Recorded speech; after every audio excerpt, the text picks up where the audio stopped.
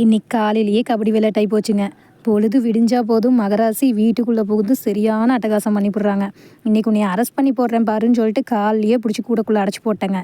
சமைச்சு முடிச்சதுக்கப்புறம் தான் அச்சச்சோ அம்மனையும் அடைச்சி போட்டோமே என்னானாலும் தெரியலையேன்னு சொல்லிட்டு வந்து கூட எடுத்து பார்த்தா, நீ என்னை அடைச்சி போட்டாலும் சரி நான் உனக்கு நன்மையை தான் தருவேன் இந்தா வச்சுக்கன்னு சொல்லி முட்டையை கொடுத்துட்டு போயிட்டாங்க.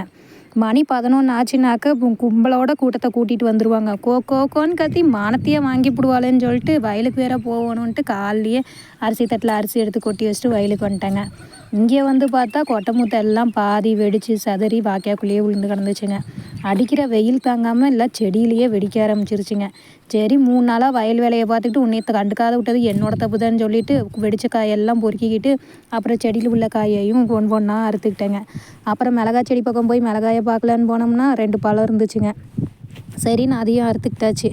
காய் சிறுசாக இருந்தாலும் காரம் கடுசாக இருக்குங்கிறதுக்கு ஏற்ற மாதிரி இந்த காய் சரியான காரங்க.